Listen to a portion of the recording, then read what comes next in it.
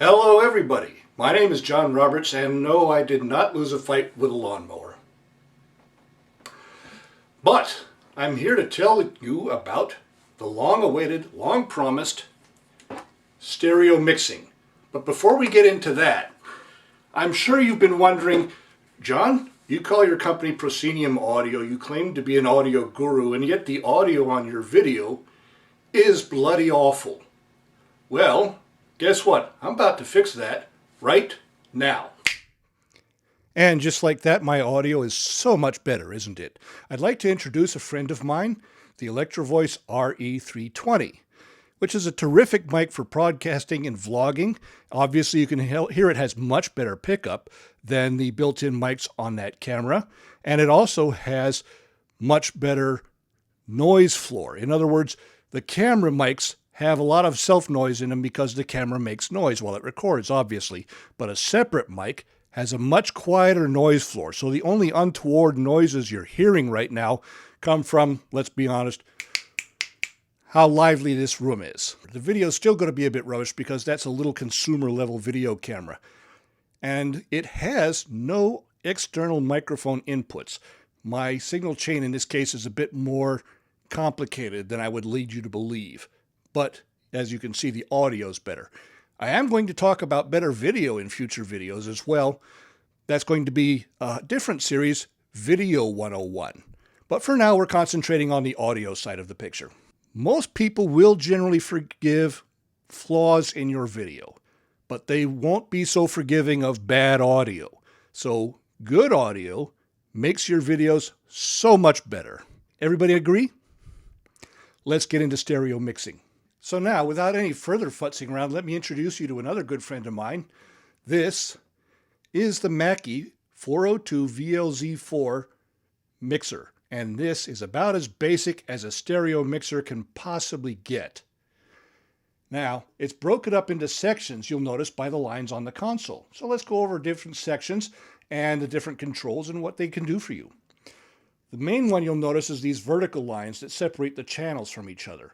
We call each separate channel with its associated controls a channel strip. Now, a channel strip can mean anything from a simple line of controls on your mixer to a large professional device found in studios like this one, the Universal Audio LA610 Mark II that I use for my voiceovers. But we're just concerned with this little guy today. So we've got two mono channel strips. We're going to start from top, go to the bottom. So the first is your XLR input, also called your preamp sometimes. This is where you're going to plug in your microphones. And right below that is a 1/4-inch jack into which you can plug either a line input or an instrument. Now that's where we start getting into these controls. First, there's these two buttons here. So the one on your left, that's the bass roll-off button. What that does, basically, it rolls off frequencies below 100 hertz, which includes handling noise. If you've got a microphone plugged in and it's being held by the talent, you're going to have handling noise. So the idea of the bass roll-off is to kind of limit that somewhat. Next to that is the high impedance switch. See, it has a little kind of electric guitar symbol. That's your high impedance switch. Remember, I told you that instruments such as electric guitars or acoustic guitar pickups or violin pickups, etc., have a much higher output impedance. So you have to give that one a click, and that turns that into a high impedance input on your 1/4-inch so that your instrument will be heard at all. Let me turn the light on. So sorry about the sudden change in video there. I turned the light on, which is meant to illuminate these controls. The next one we're going to get into is your trim pot. We call that a trim pot. Basically, that's the input gain of your preamp. Pot is just a short term for potentiometer.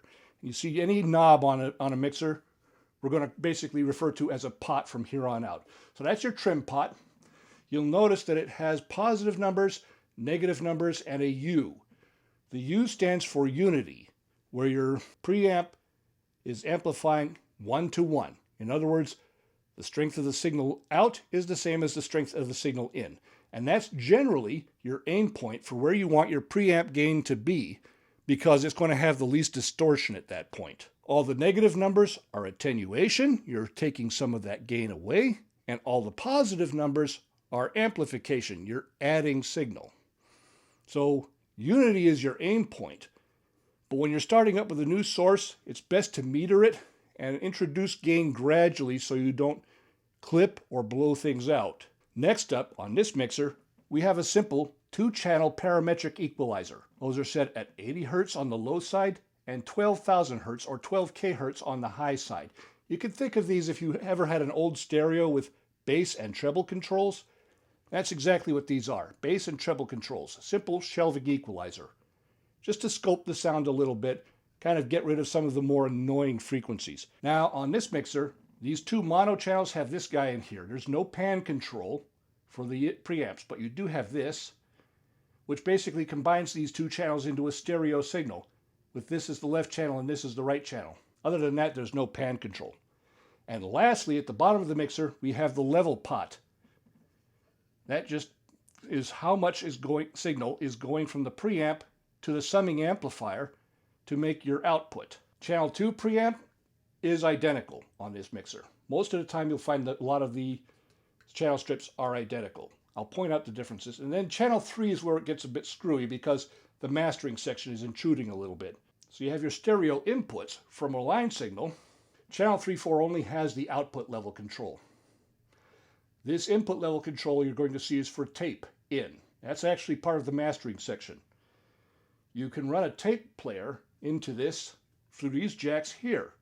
That's good if you have like a music tracks that you want to put on for between sets when your musicians are resting a little bit, or if you're doing a podcast and you want to have a music intro and outro, just make sure you have license to use that in your podcast. Also part of the mastering section, you have the phantom power switch, which is if you're using a condenser microphone or other device that requires phantom power. You have a level control for your headphones, which it's lovely to have headphones because you can hear your mix before you send it to the speakers and decide if it sounds okay and do whatever you need to do to correct it. And then of course, you have your main mix or your master volume, if you want to think of it that way. This also has a lovely little LED level. But there's your channel strips, which are kind of split up a little bit in channel 3/4 because the outputs are here. And then you have your mastering section, which is your mains, your headphone controls, and your tape ins if you have those. Very simple, basic stereo mix. I know what let's do. How about a really basic circuit diagram?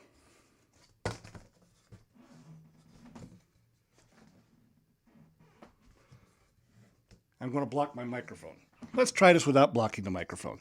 So you've got your preamps coming in over here, channel 1 and channel 2, and your 3/4 stereo output. Channel 1 and channel 2 have their own input amplifiers called preamps, and that all goes to this big guy in the middle, the summing amplifier. That's what the Greek letter sigma means. That means sum. So we're controlling the level into that summing amplifier, and the output of that forms our left and right mains. That's a very simple block diagram of a 4-channel mixer, like the 402 VLZ4 I just showed you. Let me demonstrate real quick how all those hookups would work. So obviously, for your 2 preamp inputs, you're going to have XLR, usually coming from a microphone. Or you can have a 1/4 inch pair, if you go to instrument on those channels, say coming from your synthesizer rig, or something along those lines. But let's start with microphones, keep it simple. So you got your channel 1, preamp just plugs right in. Channel 2, right next to that, you notice these are XLR only, these are not combi jacks because the instrument or 1/4 inch line jacks are separate. Now then 3/4, that's going to be your stereo source, say from your phone or whatever. That's going to come in, let's say, on one of these 1/4 inch unbalanced guys. By convention, red usually means right. So that's how you keep those straight. And then, like I say, you might have something plugged into your tape. You've got a tape in and a tape out because you can record from this as well. There's tape out, and tape in. Starts looking a little complicated, doesn't it? Where would your tape out and tape in signals go? Why, to a tape player, of course. Anybody ever own old stereo gear like this, like I did? Or is it just old people like me? I don't know. Anyway, lovely Pioneer tape deck here. And the way you connect it, obviously, is with these RCA jacks here.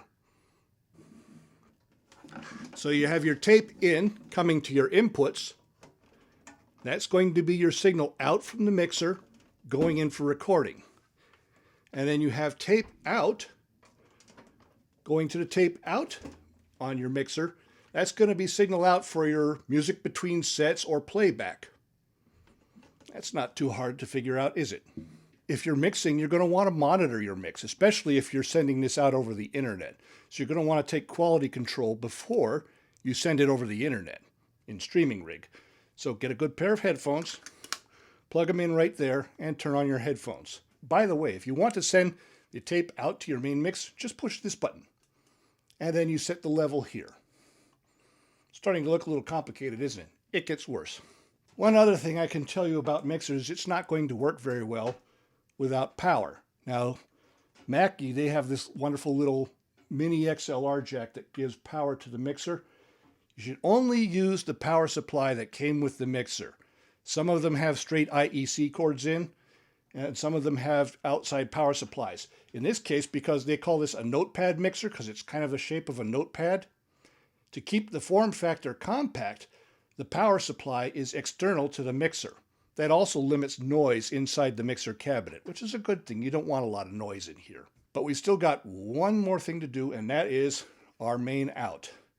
Now this mixer makes line level signals only, but you notice that it can be plugged in balanced or unbalanced. Now you may remember when I talked in last week's video about the difference between balanced and unbalanced signals, that a balanced signal is preferred. And that's that tip, ring, sleeve, that 3-part. So that's your output connections. To make things simple, because usually I'm going to lead these to powered speakers, I have these go to a XLR outputs so that these can be plugged into XLR cable, which is the most common balanced cable, to be sent to our powered speakers. And there is, assembly more or less complete. You want to route the cables clear of the control surface so that you can operate all the pots and other controls without bumping into cables. But there you have it. That's more or less a complete mix on a 4-channel mixer.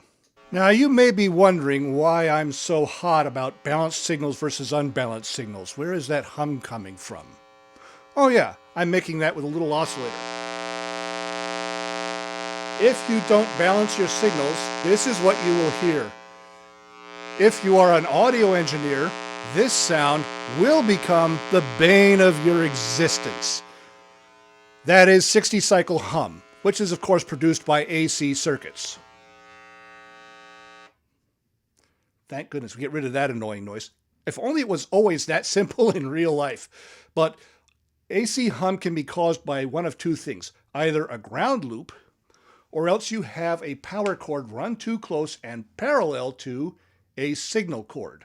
What happens is that AC is causing a magnetic field that's always expanding and collapsing at a 60 hertz rate. And if there's an audio signal cord running parallel to that and too close, say less than 3 feet apart, then that expanding and collapsing magnetic field will induce a 60-cycle hum voltage into the audio signal cord.